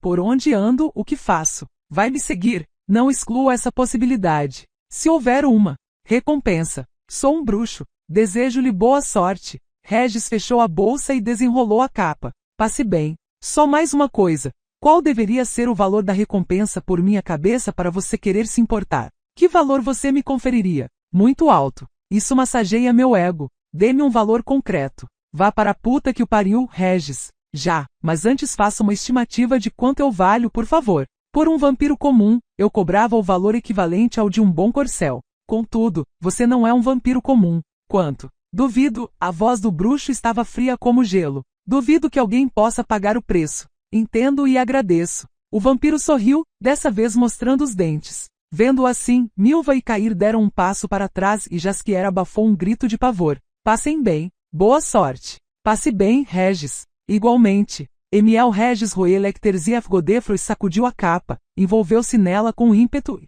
desapareceu. Simplesmente sumiu. Agora Geralt virou-se, segurando ainda a espada. Desembainhada na mão, chegou sua hora. Nilfgaardiano não interrompeu Milva, enraivecida. Já estou cheia disso. As celas, vamos embora daqui. O rio propaga os gritos, daqui a pouco alguém vai nos pegar. Eu me recuso a seguir em companhia do Nilfgaardiano. Então vá sozinho, gritou Milva, seriamente zangada. Para o outro lado. Estou cheia de seus humores, bruxo. Você expulsou Regis, embora ele tenha salvado sua vida, mas o problema é seu. No entanto, Cair me salvou, então é meu companheiro. Se ele for seu inimigo, volte para a armeria, o caminho está livre. Lá seus amigos esperam por você com a forca pronta. Não grite. Então não fique parado feito um morto. Ajude-me a colocar Jasquier na cela do capão. Você salvou nossos cavalos? Salvou Ploca também? Foi ele quem a salvou. Milva apontou para Cair com a cabeça. Andem, vamos embora. Atravessaram o Ina. Seguiram pela margem direita, ao longo do curso do rio, passando por baixos planos, amieiros ribeirinhos, meandros abandonados e pântanos tomados pelo coachar de sapos e pelo grasnar de patos e marrecos. O dia amanhecia com o sol rubro, cujo brilho ofuscante se refletia na superfície dos lagos cobertos de nenúfares. Viraram em direção ao local onde um dos inúmeros defluentes do Ina desaguava no Jaruga. Avançaram então por florestas sombrias, nas quais as árvores emergiam diretamente dos pântanos cobertos de lêminas. Milva ia na frente, ao lado do bruxo, o tempo todo relatando, em voz baixa, a história de Cair. Geralt, calado como se fosse mudo, não se virou nem encarou o Nilfgaardiano, que andava atrás e ajudava o poeta. Jaskier gemia um pouco, xingava e reclamava de dor de cabeça, mas mantinha-se firme e não freava a marcha. O fato de ter recuperado Pégaso e seu alaúde amarrado à sela fez com que seu humor melhorasse. Por volta do meio-dia, entraram na vegetação ribeirinha banhada pelo sol, atrás da qual se estendia uma vasta planície aluvial do Grande Jaruga. Passaram por meandros abandonados, atravessaram a pé baixios e escolhos, e depararam com uma ilha, um lugar seco situado entre pântanos e restingas rodeados de inúmeros defluentes do rio. Na ilha havia um matagal denso, cresciam amieiros em grande quantidade, e algumas árvores nuas, secas e brancas, cobertas inteiramente de fezes de corvos marinhos. Milva foi a primeira a avistar uma canoa entre os amieiros, que provavelmente fora arrastada até lá pela correnteza do rio. Foi também a primeira a avistar um campo aberto no matagal, um lugar perfeito para a pastagem. Pararam, e foi então que o bruxo decidiu que estava na hora de ter uma conversa com o Nilfgaardiano. A sós. Eu o poupei em Tanned, pois fiquei com pena de você, moleque. Foi o maior erro que já cometi em toda a minha vida. Hoje de manhã deixei escapar um vampiro superior, que sem dúvida tirou muitas vidas humanas. Deveria tê-lo matado, mas não o fiz porque uma única coisa ocupa a minha mente: pegar aqueles que machucaram Ciri. Jurei a mim mesmo que aqueles que a machucaram pagarão com o próprio sangue. Cair permanecia calado. Suas revelações, relatadas por Milva, não mudam nada. Apenas levam a uma conclusão: que em Tanned você não conseguiu sequestrar Ciri, ainda que tenha se esforçado muito. Por isso agora me segue, para que eu o guie até ela, para que você possa pôr as mãos nela de novo, pois só então é que seu imperador lhe poupará a vida, não o mandará à forca. Cair ainda permanecia calado. Geralt sentia-se mal, muito mal, e ela gritava à noite por sua causa. Rosnou. Em seus olhos de criança, você cresceu à dimensão de um pesadelo. Você era, e continua sendo, apenas um instrumento, um mero servo de seu imperador. Não sei o que você fez a ela para virar um pesadelo. E o pior é que não entendo por que, apesar de tudo, não consigo matá-lo. Não sei o que me detém. Talvez o fato, disse Cair com voz baixa, de que, contra todas as premissas e aparências, temos algo em comum, você e eu. E o que seria? Como você, quero salvar Ciri. Como você, não me importa se alguém estranha ou fica espantado com isso. Como você, não tenho a menor intenção de explicar o que me motiva. E é só? Não. Diga então, sou todo ouvidos. Ciri começou a falar. O Nilfgaardiano pausadamente vai cavalgando por um vilarejo empoeirado acompanhada de 6 outros jovens.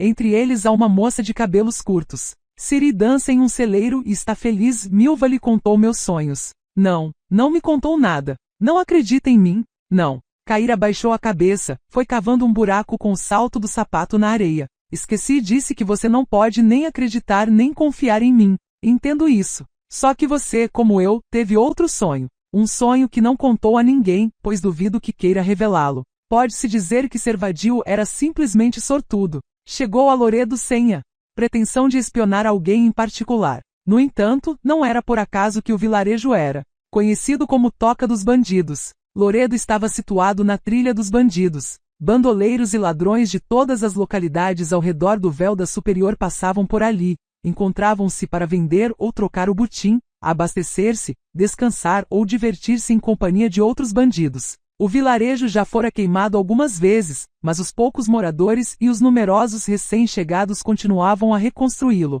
Viviam à custa dos bandidos relativamente bem, e os espiões e denunciadores, como ser vadio, sempre tinham chance de conseguir lá alguma informação, que para o administrador de Loredo valia alguns florins. Agora ser vadio podia contar com uma quantia maior, pois os ratos entravam no vilarejo. Quem os liderava era Giselier, Faísca e Kaileigh cavalgavam nos flancos. Atrás deles estavam Mistli e a nova garota do bando, de cabelos cinzentos, chamada de Falca. Ace e Ref fechavam o séquito, conduzindo os cavalos de reserva, certamente roubados e trazidos para ser vendidos. Estavam cansados e cobertos de poeira, mas mantinham-se firmes na cela, e cumprimentavam de volta os camaradas e conhecidos presentes em Loredo. Quando desmontaram, foram recebidos com cerveja e logo em seguida procederam a negociações ruidosas com os comerciantes e revendedores de coisas roubadas. Todos, salvo Misty e aquela garota nova, de cabelos cinzentos, que carregava a espada nas costas. As duas foram em direção às barracas que, como de costume, enchiam a praça.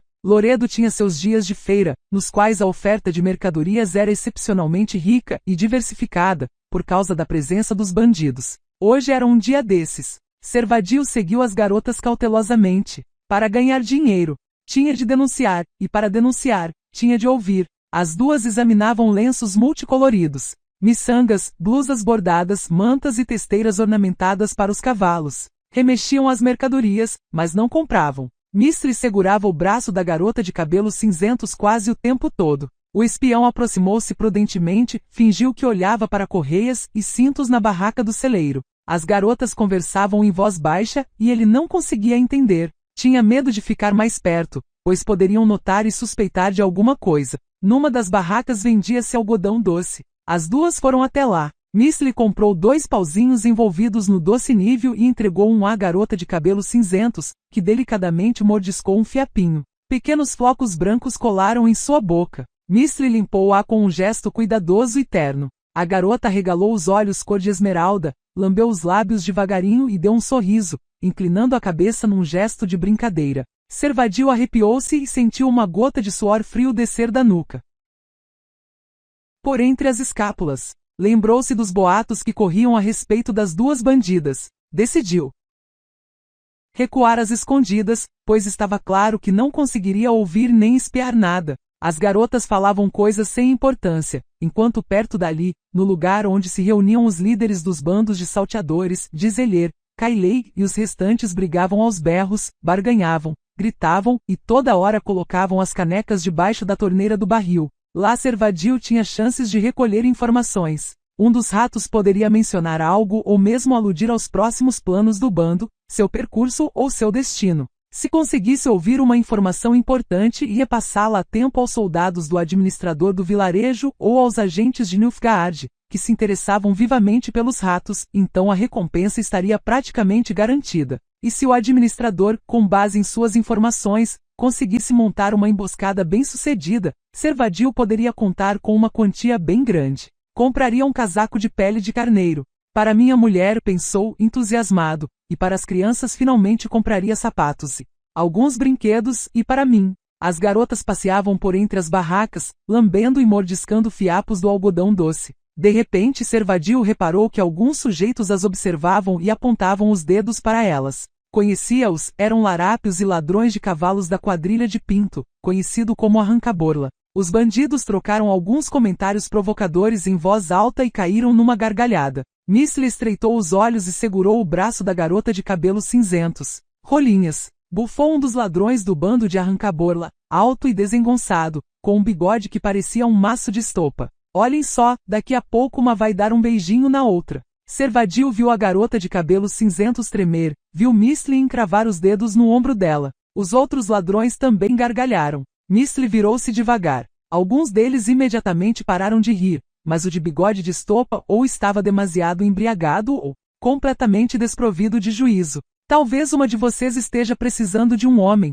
Aproximou-se, fazendo repugnantes gestos obscenos. Acreditem, é só dar uma fodidinha em moças como vocês e as perversões passam de vez. Ei, estou falando com você. Não teve tempo de tocar nela. A garota de cabelos cinzentos empinou-se como uma víbora em ataque. A espada brilhou, e o golpeou antes que o algodão doce caísse no chão. O bigodudo cambaleou, grugulejou feito um peru, o sangue jorrou do pescoço cortado. A garota empinou-se novamente, acercou-se dele em 2 passos leves, cortou-o mais uma vez, uma onda de sangue foi expelida para o ar e atingiu as barracas. O homem desabou no chão, a areia em sua volta avermelhou-se num instante. Alguém gritou. Outro ladrão abaixou-se, tirou uma faca do cano da bota, mas caiu na mesma hora, golpeado por Gizeler com a haste de uma lança. Basta um cadáver, gritou o líder dos ratos. A culpa é dele mesmo, não sabia com quem estava se metendo. Deu um passo para trás, falca. Foi só então que a garota de cabelos cinzentos abaixou a espada.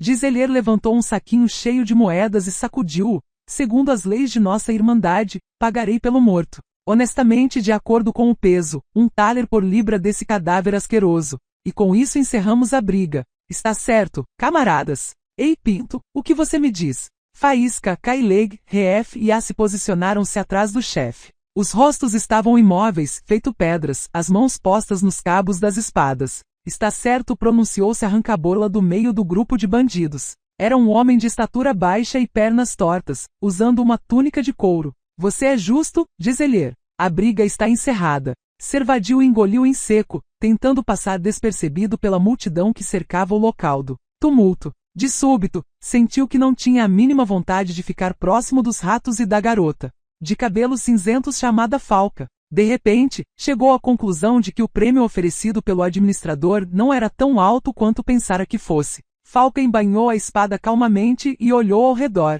Servadio pasmou quando viu seu rosto fino mudar e contrair-se. Meu algodão doce, gemeu ela, olhando para a guloseima jogada na areia suja. Meu algodão doce caiu. Misty abraçou-a. Vou comprar outro para você. O bruxo estava sentado na areia entre os amieiros, sombrio, mal-humorado e pensativo. Olhava para os corvos marinhos sentados na árvore suja de fezes. Cair havia desaparecido no mato depois da conversa e ainda não voltara. Milva e Jaskier procuravam algo para comer. Na canoa arrastada pela correnteza haviam encontrado, debaixo dos bancos, um caldeirão de cobre e um cesto de vime. Colocaram o cesto num canal à beira do rio e entraram na água até os joelhos, batendo paus nas algas para guiar os peixes. Até a armadilha. O poeta já se sentia bem e andava orgulhosamente exibindo a cabeça atada. Geralt estava irritado e perdido em pensamentos. Milva e Jaskier tiraram o cesto da água e começaram a xingar, pois, em vez dos esperados bagres e carpas, dentro dele havia um monte de peixinhos prateados debatendo-se. O bruxo levantou-se. Venham cá, os dois. Deixem esse cesto e venham cá. Tenho algo para lhes dizer. Quando se aproximaram, molhados e fedendo a peixe, Geralt foi direto ao ponto. Vocês vão voltar para casa. Vão para o norte em direção a Marrakon. Vou continuar sozinho. O quê? Jaskier, nossos caminhos se separam. Chega de brincadeira. Você vai voltar para casa e escrever poemas. Milva vai atravessar as florestas com você. Qual é o problema? Nenhum. Milva jogou os cabelos para trás bruscamente. Nada. Fale, bruxo. Estou curiosa para ouvir o que você vai nos dizer. Não tenho mais nada para dizer. Vou para o sul, para a outra margem do Jaruga, pelo território nilfgaardiano. É um caminho longo e perigoso, e não posso demorar mais. Por isso vou sozinho. Depois de se livrar de uma bagagem incômoda, Jaskier mexeu a cabeça. De uma grilheta que retarda a marcha e causa problemas. Em outras palavras, de mim. E de mim, acrescentou Milva, olhando para o lado. Escutem, falou Geralt, já com mais calma. Esse é um assunto meu, não tem nada a ver com vocês. Não quero que se arrisquem por algo que só interessa a mim. Algo que só interessa a você, repetiu Jaskier lentamente. Ninguém lhe é necessário. A companhia apenas o incomoda e retarda a marcha. Você não espera a ajuda de ninguém nem tem a mínima intenção de se preocupar com alguém. Além disso, ama a solidão. Esqueci de mencionar alguma coisa? Sim, respondeu Geralt, enraivecido. Você se esqueceu de trocar sua cabeça oca por uma que contenha um cérebro. Se aquela flecha desviasse apenas uma polegada para a direita, idiota, agora os corvos estariam bicando seus olhos. Você é poeta, tem imaginação, procure imaginar uma cena dessas. Repito, vocês voltam para o norte, eu vou na direção oposta. Sozinho. Então vá. Milva levantou-se agilmente. Você acha que vou implorar? Vá para o inferno, bruxo.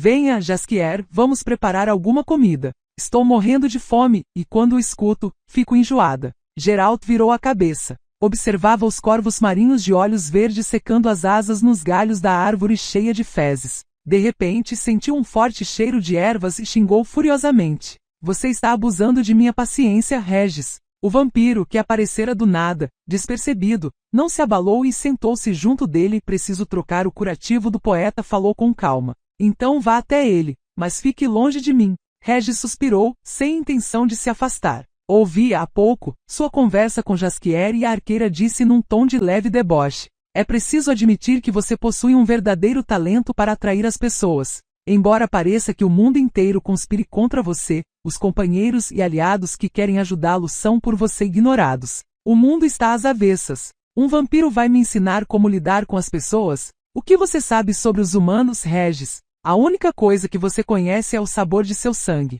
Droga, acabei falando com você. O mundo está às avessas, admitiu o vampiro com seriedade. Você já está falando comigo. Não quer então ouvir um conselho? Não, não quero. Não preciso. É verdade. Quase me esqueci. Você não precisa de conselhos, de aliados, nem de companheiros de viagem, sem os quais vai se virar bem. O objetivo de sua viagem é, acima de tudo, pessoal e privado. Além do mais, o caráter do objetivo requer que você o cumpra sozinho, pessoalmente. Risco, perigo, dificuldades, luta contra as dúvidas podem ser um fardo só e unicamente para você, pois fazem parte da expiação de culpa que deseja obter. Diria que se trata de um tipo de batismo de fogo. Você vai atravessar o fogo que queima, porém purifica. Sozinho.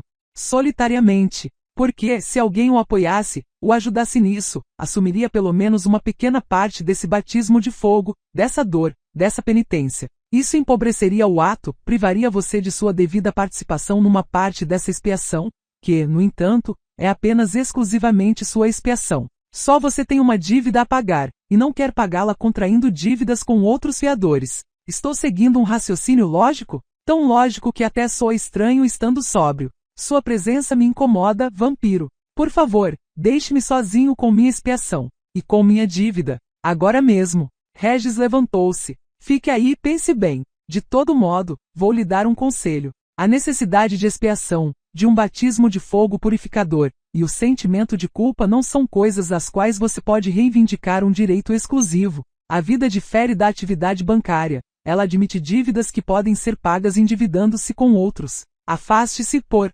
favor, agora mesmo. O vampiro afastou-se e juntou-se a Jaskier e Milva. Enquanto trocavam um curativo, os três debatiam acerca do que comer. A arqueira tirou do cesto os peixes miúdos e ficou fitando-os com um olhar crítico. Não há o que pensar e disse. Basta espetar essas baratas pequenas em gravetos de amieiro e assá-las na brasa. Não. Jaskier balançou a cabeça recém-enfaixada. Não é boa ideia. Os peixes são poucos, não vamos ficar satisfeitos só com eles. Proponho fazer uma sopa de peixe. Sopa de peixe? Claro. Temos muitos peixes miudinhos, temos sal. Jaskier indicava as coisas de que dispunham empurrando os dedos, um por um, para trás. Encontramos cebola, cenoura, salsa, aipo e o caldeirão. Somando todos os elementos, obteremos uma sopa. Uns temperos cairiam bem. Ah, Regis sorriu, enfiando a mão em sua bolsa. Não haverá problemas com isso. Manjericão, pimenta malagueta, pimenta do reino, folha de louro, sálvia. Chega, interrompeu Jaskier.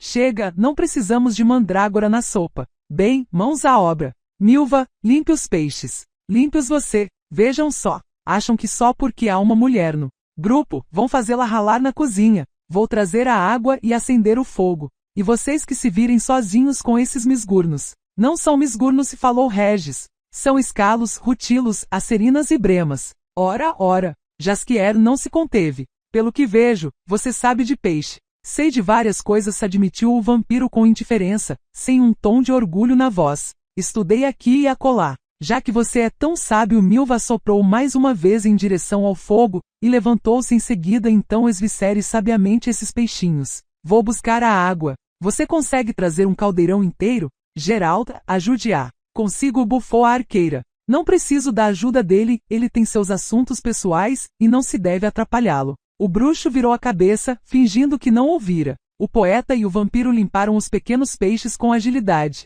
A sopa vai ser rala, afirmou Jaskier, colocando o caldeirão por cima do fogo. Seria bom ter um peixe maior. Pode ser este aqui? De repente Cair surgiu por entre os amieiros, carregando pelo meio do corpo um Lúcio de mais ou menos 1,5 kg, que ainda agitava a cauda e movimentava as guelras. Ah, que beleza! Onde você o pegou, Nilfgaardiano? Não sou Nilfgaardiano. Sou de Vicovaro e chamo-me Cair. Tudo bem, já sabemos. Eu perguntei. Onde você pegou esse peixe? Eu fiz uma vara de pesca e usei um sapo como isca. Joguei a vara num canal à beira do rio. O Lúcio fisgou de primeira. Só especialistas. Jaskier balançou a cabeça enfaixada. Que pena que não propus que comêssemos bifes, pois trariam logo uma vaca. Mas vamos ajeitar o que já temos. Regis, jogue todos os peixes pequenos no caldeirão, com a cabeça e a cauda. Já o Lúcio tem de ser limpo e esviscerado com cuidado. Você sabe, Nif? Cair? Sei. Então, mãos à obra.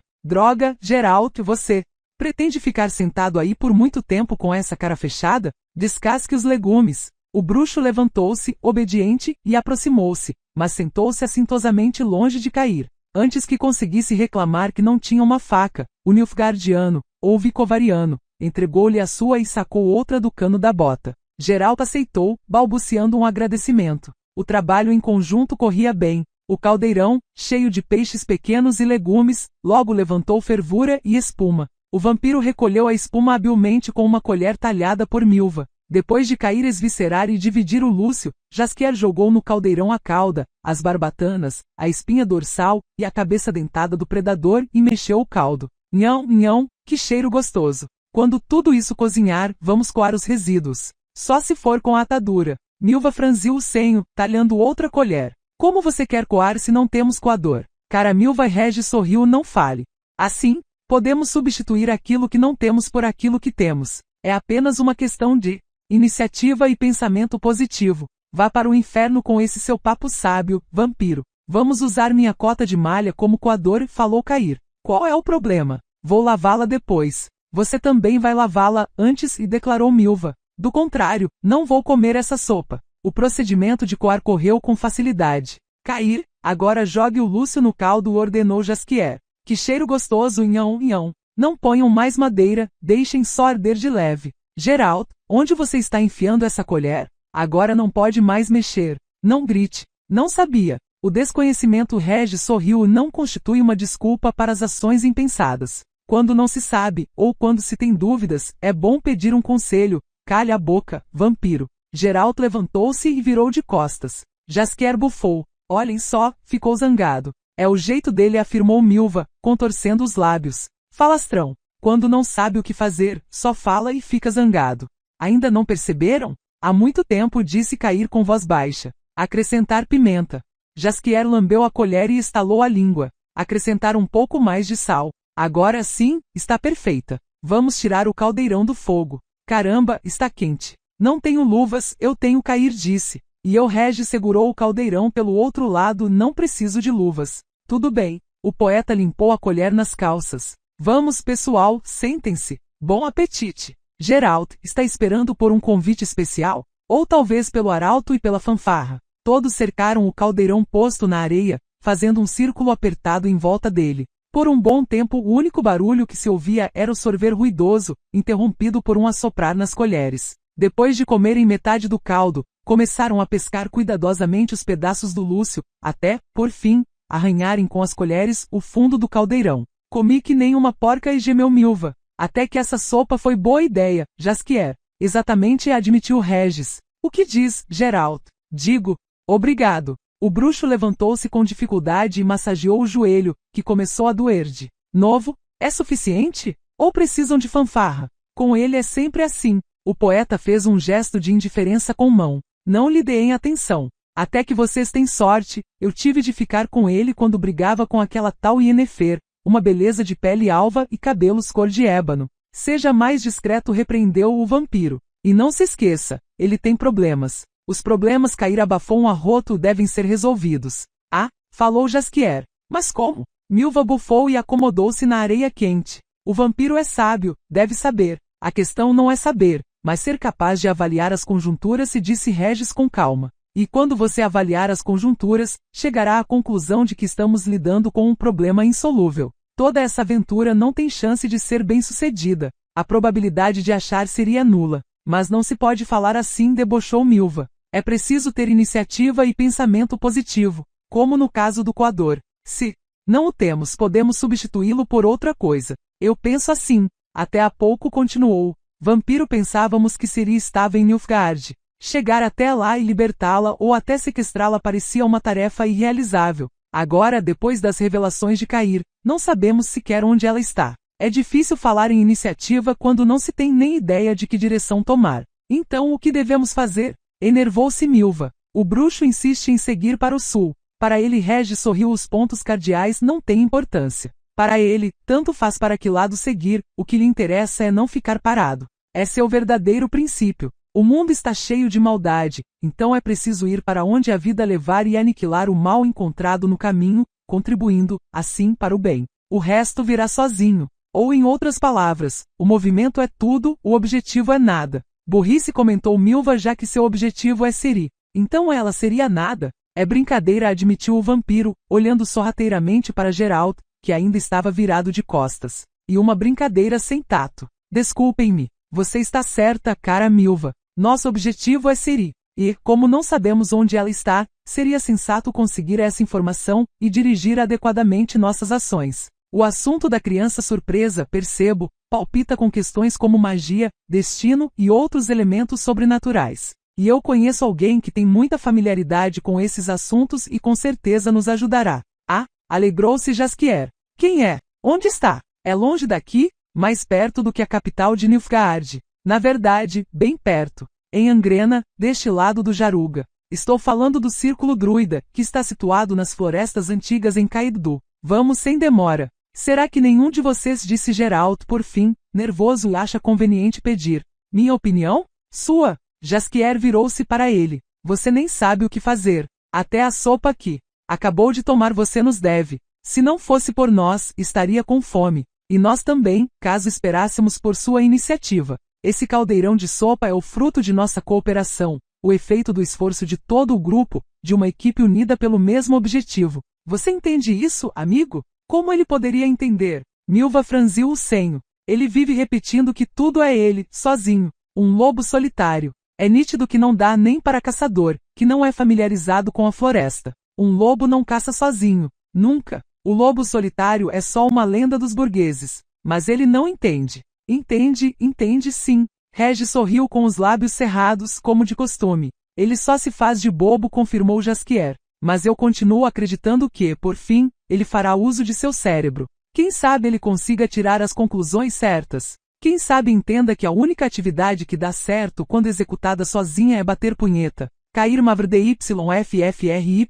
a epsialash ficou em silêncio portato. Que se danem. Por fim falou o bruxo, guardando a colher no cano da bota. Que se dane esse grupo de cooperação de idiotas unidos pelo mesmo objetivo, que nenhum de vocês entende. E que eu me dane também. Dessa vez, todos seguiram o exemplo de Cair, Jaskier, Maria Barrin, conhecida como Milva, e Emiel Regis Roelecterziaf Godefroy também permaneceram em silêncio, portato. Que bela companhia fui arranjar, prosseguiu Geralt, balançando a cabeça. Companheiros de armas, uma equipe de heróis. Não há mais nada a fazer senão rir. Um poetastro com um alaúde. Uma selvagem encrenqueira meio dríade, meio mulher. Um vampiro de mais de 400 anos de idade. E um maldito Nilfgaardiano que insiste em dizer que não é Nilfgaardiano. E o líder da equipe é um bruxo cuja doença são os remorsos, o desespero e a indecisão, completou Regis calmamente. Então, proponho que viajemos incógnitos para não provocar escândalos.